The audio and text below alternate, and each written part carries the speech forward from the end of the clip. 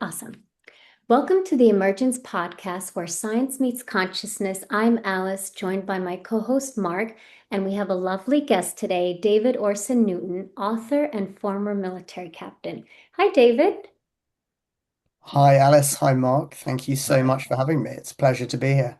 thank you. We're so excited to have you here, and we're going to have the first question for you today. So, David, you've worked in and around the real world conflict zones and witnessed instability up close. What's something most people fundamentally misunderstand about how societies begin to unravel?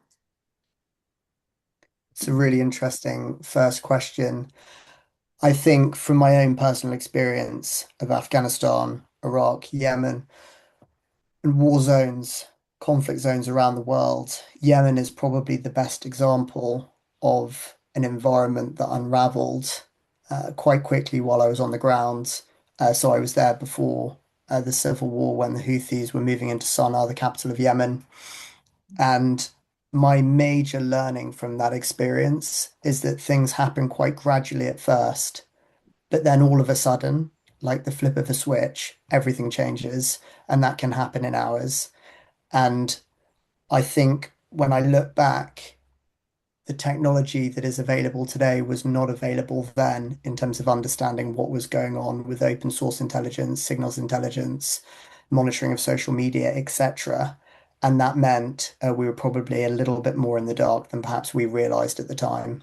But my major learning was that things can seem to be not quite right over a period of time, but then all of a sudden everything can change. Wow. Hmm. So, and I'm going to have a follow-up question to this.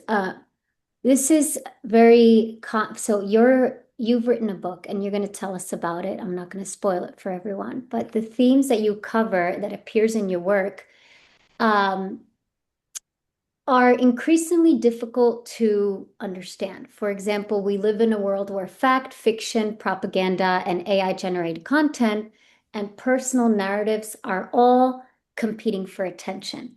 So, how do we maintain our orientation in reality when the map itself seems to be changing? Good, very good.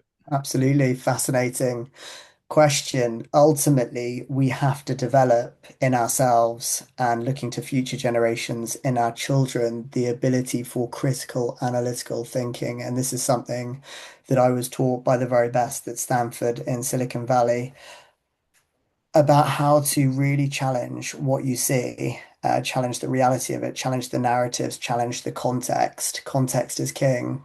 And if I go back to that real world example of Yemen, things were not always as they seemed. The people who you thought were on your side were perhaps not. And I saw this play out in a frightening way in Afghanistan.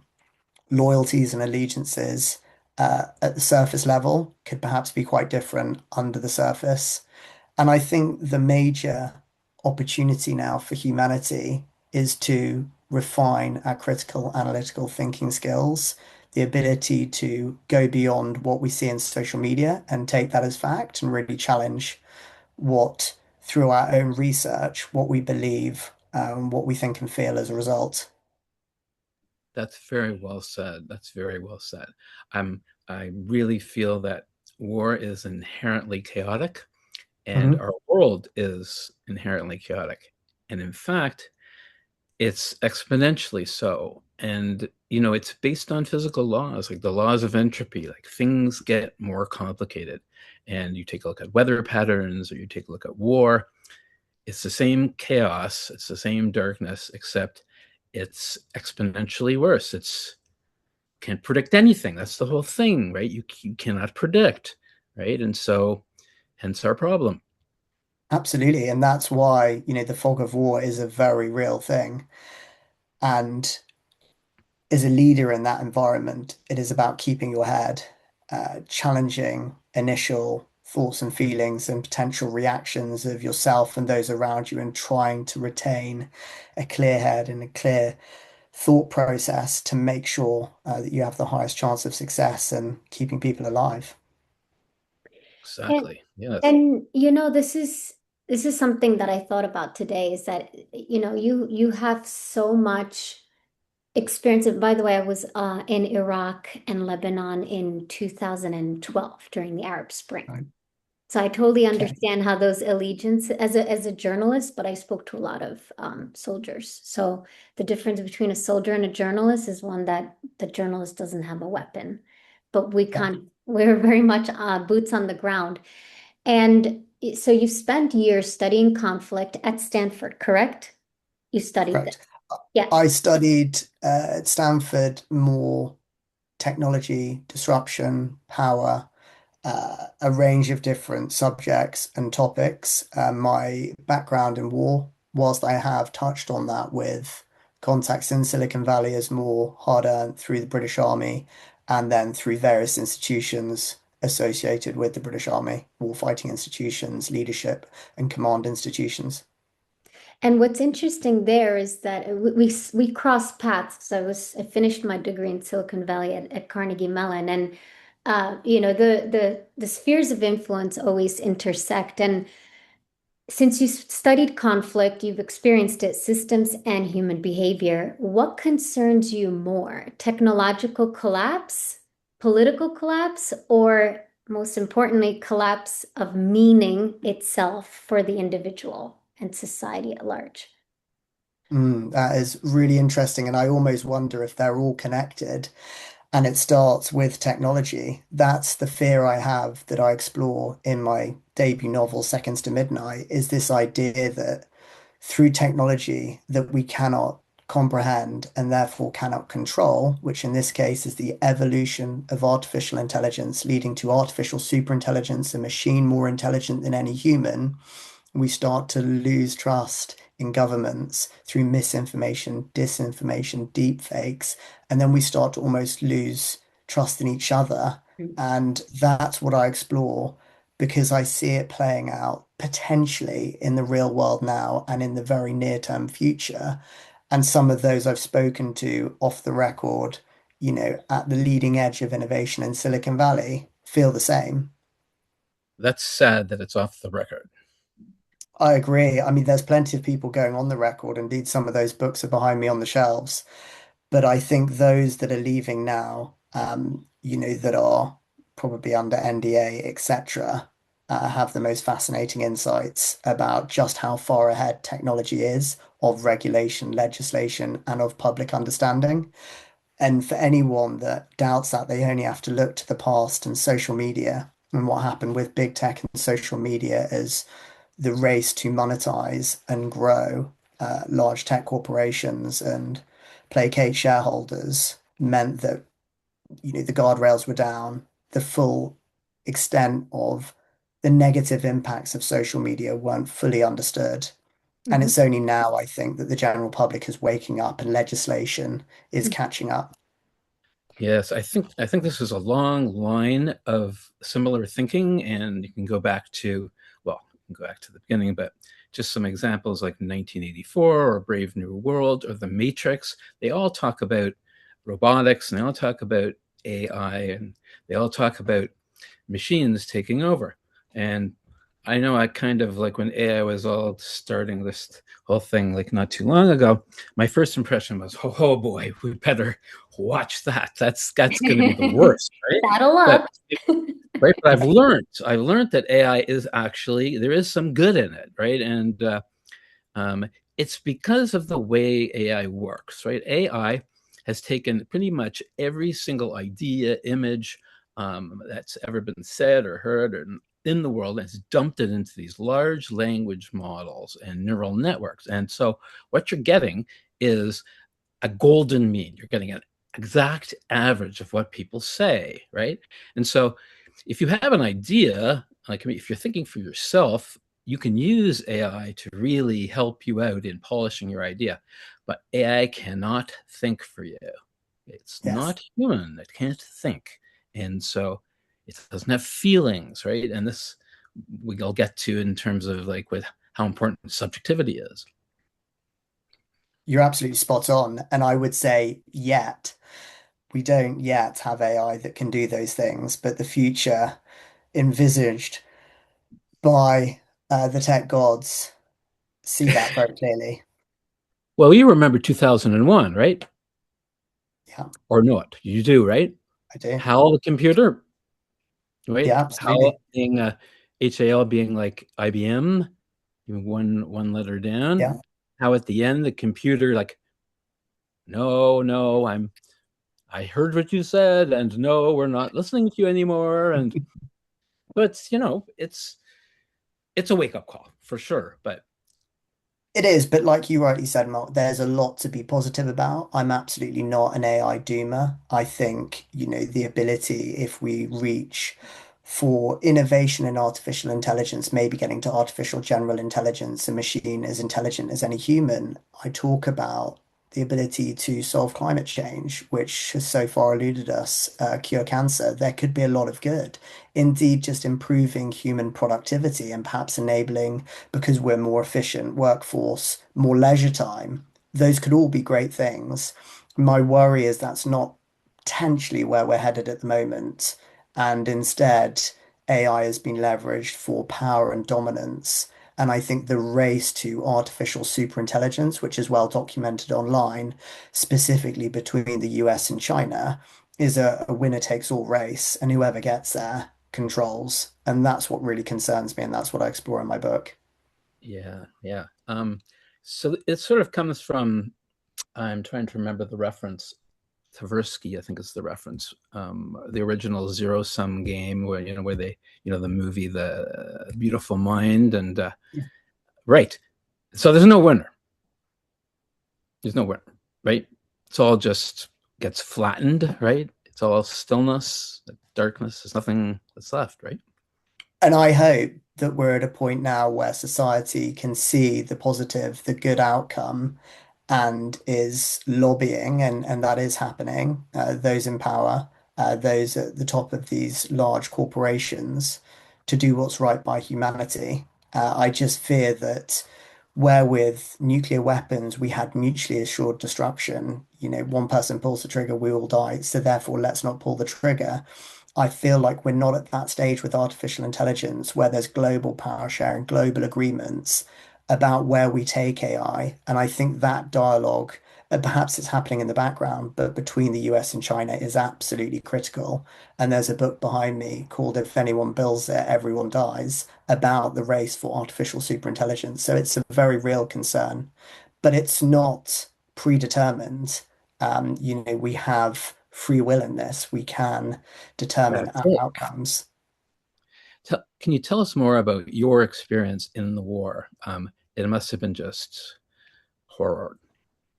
So I think, for me, Afghanistan was a very challenging experience because we were in an incredibly remote part of Helmand province that hadn't been really controlled by Western forces or local Afghan forces before. It was a bit Wild West. It was the most contested and volatile part of Helmand province at the time, and the most highly seeded in terms of IEDs in the ground. The locals that were there wouldn't talk to us or engage with us in a meaningful way. So it was very challenging, and I was leading 30 soldiers in a remote checkpoint, as it was known, which is effectively a patrol base, a mud wall compound that you take over from the local Afghans to try and provide security in that area. And so you've got this little outpost in the middle of nowhere, and you're leading in that environment day in, day out with a constant threat of death, quite frankly. And of course, that does happen. You lose people, people are severely wounded, and then you need to try and get people to see the bigger picture of what we're here to achieve and what peace and security could bring to this war-torn country, all the while they're losing their friends. It's very challenging. Probably the most difficult thing I've ever done is leading a small group of people as a platoon commander in the infantry in Helmand. Yeah, I would say I learned a huge amount about life in that environment. Yeah, well, I think only in death do you really learn about life. Absolutely. And I think coming away from that in my early 20s gave me a whole new outlook on my future, what I wanted to do, what I wanted to achieve. and a level of clarity on how precious life is that I had perhaps taken for granted beforehand and never have since. I share Hmm. Yeah. that sentiment when I came back from the Arab Spring, and just how Yeah, fortunate I was to not die as a journalist. There were about 200 of journalists that right. died, and it made life easier. So when COVID happened and other moments in my life, it was similar. It's like I go back to those moments when it was actually life and death, to your point, then to realize, okay, so what, there must be a bigger meaning. I want to talk a little bit about since we touched upon psychology and the human experience in when we face death. Um, so let's talk about the concept of a pendulum swing. So we're obviously swinging towards, super control and homogeny and reducing our capacity to have will, and it's swinging in that direction. So obviously, a lot of people are terrified, and it's not looking so great. But everything in the universe is polarity. So if something swings that way, I mean, the pendulum, then we're going to swing the other way. Do you sense that people are becoming more, not religious, but esoteric in their inquiries beyond existentialism? They're really asking spiritual questions to understand how to be in this world, I perhaps think that they that's weren't really asking interesting. before. Yeah. Yeah, I think it's something I explore in my book is humans are front and center in this speculative thriller set over 2029 to 2030, follows five humans. It's so important that the human story is front and center because what we're looking at technological innovation through the lens of is humanity and strengths, weaknesses, foibles, and we're also considering the ability for humans to influence their outcomes. And when you talk about the pendulum swing, I think that's happening with social media, which I referred to before. People are waking up and realizing that brain rot, the increase in ADHD, is a very real thing happening to their loved ones, happening to their children. Reading is at an all-time low and is declining, which is a terrible thing for society and humanity. And so the pendulum starts to swing back the other way, and people seek out real life, authentic experiences in the offline world. And we start to see people going back to In the real smartphones. world. And yeah, I think people go to their smartphone and think, do I really need all this technology, the distraction, the pinging, the notifications, and are going back to more of a sort of brick phone, an old flip phone, I to remember escape. this. Which I totally get. And I think to your point about spirituality, I believe, and I explore this in my novel, that people want to feel a connection. They want to feel part of something bigger than themselves. In fact, that is what I loved about the institution of the British Army, is this sense of a higher being. You're part of tradition, history, a culture, and the regimental system within that. You've got your own tribes with your own cap badges, unit insignia, battle honors. And I think we as a society are craving that belonging. And I think more so in the offline world than the online world. And I think that is why actually reading is now seeing a resurgence and people are trying to meet more in person rather than in a virtual world. I mean, we saw Mark Zuckerberg's attempt to build the metaverse where we were all going to live, have relationships, go on holiday. And that has not succeeded because I think humanity has seen it for what it is. And they don't want that. They don't want to live their life through a virtual reality headset. They want to connect with people in the real world. That's I love that. That's great. It's like Back to the Future, right? Exactly. Yeah, but it is. It's true. And like if you think about it, we all came from tribes. We all came from tribes, and why have we forgotten it? Like, I know one thing about, I hate to label, but I mean, like one thing about this generation, or the post 2000 generation, or alpha generation, or whatever you want to call it now. Um, they've like not only discounted the past, that's just the past is gone, right? Like it has no relevance whatsoever, right? We're going to do things completely different. And they're doing things completely different. And there's some real good in it, like stuff that you have never thought about before, right? But you can't just disconnect from the past. I mean, if you take anything like that's stable, like I'll give you an example in physical or mathematical terms, like growth, right? Well, I mean, there is a golden mean, right? And the golden mean is the way to grow, right? You start with a base of 1 and you repeat the base, and then you get 2, and then you add the base number to the next, and you add the past to the present, and then you build. But if you divorce yourself from the past, what you get is chaos, right? There's no link, Absolutely. right?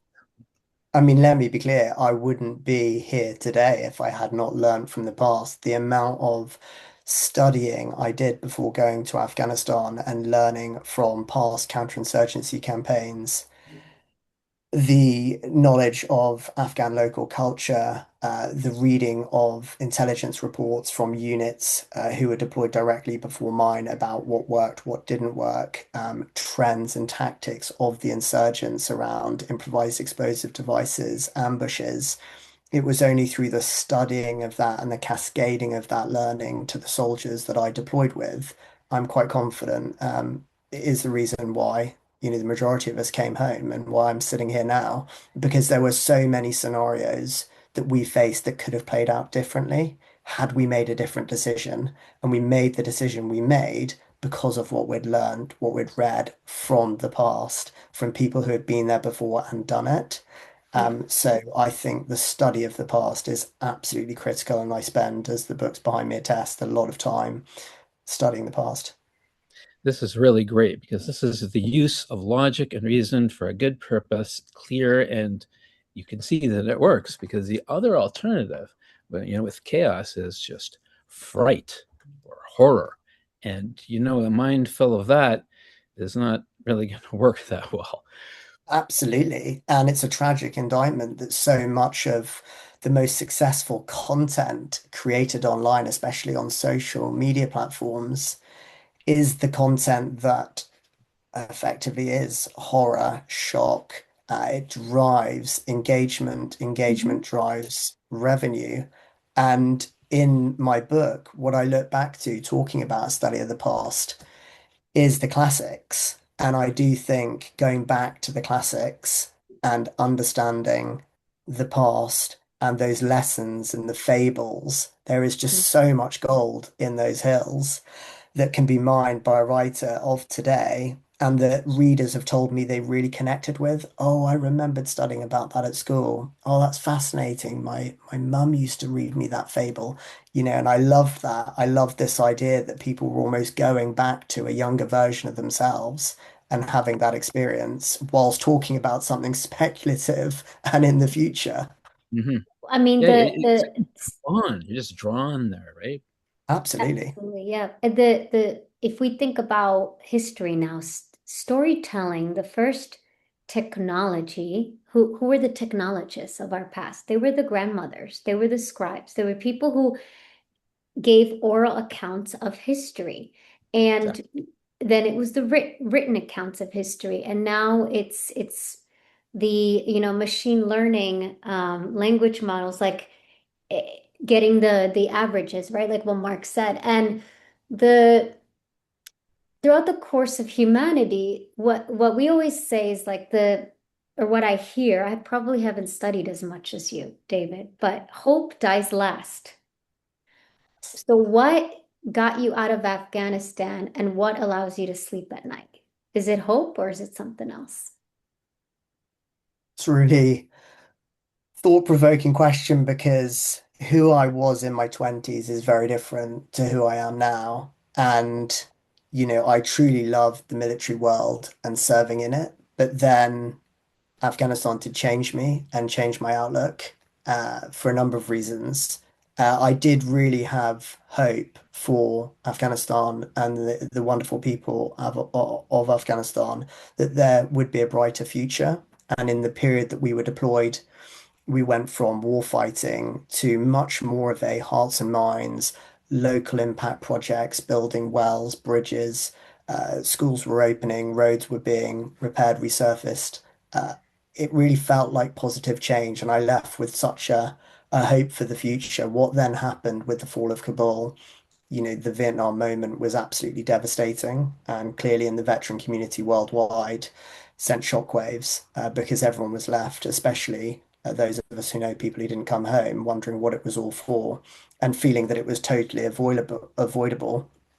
What I think drives me now is a feeling of, well, first of all, my family and, the kind of life I want to lead, the kind of father I want to be to my son, the role model, but also a feeling that through the military, through technology, traveling around the world, helping to build and grow businesses, getting involved in artificial intelligence, I've always loved storytelling.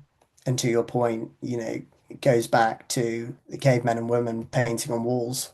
It goes right back to the beginning of humanity. And I do feel that the novel and the story is a great vehicle to communicate with the world. I really do believe that. And for me, this novel, Seconds to Midnight, was an exploration of if Russia moves west of Ukraine, what does that mean for Europe? What does that mean for the UK? How ready are we to defend ourselves? How ready are we as a society to fight? How willing are we to fight? And what are we fighting for? It's less clear now. If the surveys and polls are to be believed, patriotism is at an all-time low. The UK general population does not want to fight. Conscription would be hugely resisted. And so I started to dig deeper and have conversations, meet with people, do a lot of research, study the past. What happened with World War One, World War Two? What happened during the Cold War? How did the UK defend itself? Absolutely fascinating, enough to produce a non-fiction book. But for me, it was that realization that there is so much hope, so much opportunity for the UK. We're a great country. We've got a rich history of innovation, a proud history. And I feel like in the current political climate, and this potentially goes to the conversation around misinformation, disinformation, what drives engagement on social media platforms? It's rage. There's a name for it, rage bait, clickbait. And I just felt that there was a much more positive story to tell, and that's what I try and explore through my novel. That's great. That's really great. I mean, I agree with you totally. I think that like ire or rage or anger, um, I mean, it's clear that that's what's driving all problems, right? Yeah. Like when I think of it psychologically, really, the problem is that the person hates themselves. Yes. That's really what the problem is. They don't love themselves. And you say, well, you should do unto others what you do unto you. Well, that's great if you love yourself. But Mhm. if you hate yourself, it's not so good, right? And this comes back, Mark, to your point about connection and belonging, because I think for us as a society, we feel connected because we see someone's pictures on social media, we message them instantly, we do a quick video call. But I know good friends of mine that I feel connected to that I haven't seen in over 5 years. Yeah, And, I yeah. know we're both longing for that real world connection again, to break bread together, to sit together. And we don't do it because life is so busy. And I think we are all, and I know for a fact, so many of my close friends who are so wrapped up in the corporate world and growth and forging ahead with their careers really miss from youth those real world connections, the long walks along the coast, Yes. the weekends away offline, that's gone. Yeah. We're craving it. You've got to have direct connection with people, right? Even the phone is not a direct connection. Radio, Absolutely. right? Um, and I'm glad that the way that you like the question that Alice gave you is a really good one. And I'm glad that you answered it in feeling, because it is a feeling really that's driving you, like the spirit of the thing. And I wanted just to say, like, give an example of like, because war is just so. I mean, if you're exposed to it, if you're exposed to death, right? It's dramatic, and I felt lucky. I'm as a physician for years, and so I got exposed to death all the time. But most people don't get exposed to that. You have, but most don't. Um, so Elie Wiesel, he was a Nobel Prize-winning laureate, Holocaust survivor, and author of Night. So he's a good storyteller, and he's many times said that the opposite of love is not hate, but indifference.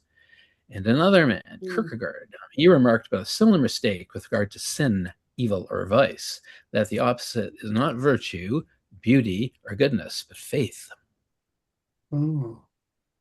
Fascinating. And I think, when we talk about feeling and you study the science around reading, the patterns of brain activity and the connection the reader feels with the writer is remarkable. And we're talking books written centuries before. Yeah. And there's that real connection. That's what synchronicity is really about.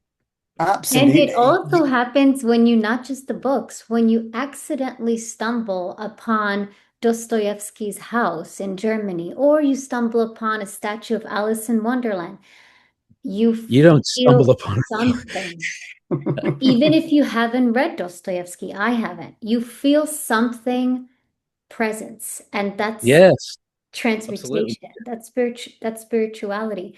Any last closing remarks, David, if you have something to share with the audience before I close it off today?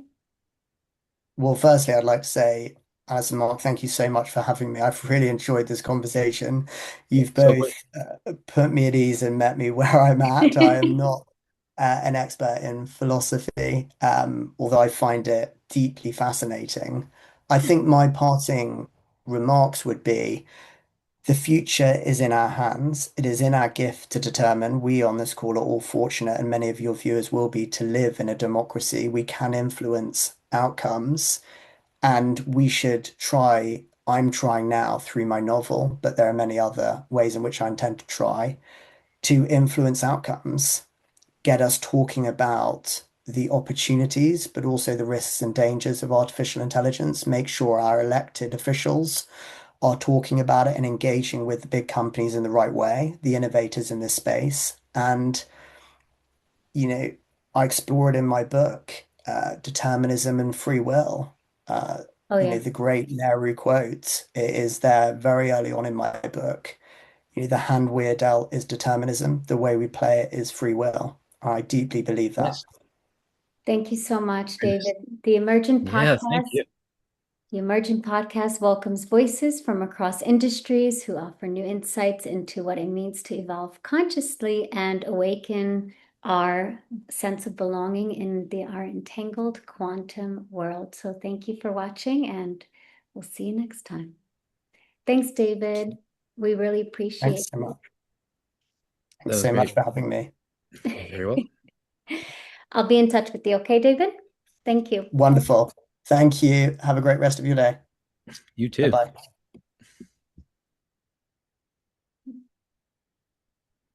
Hey, Mom.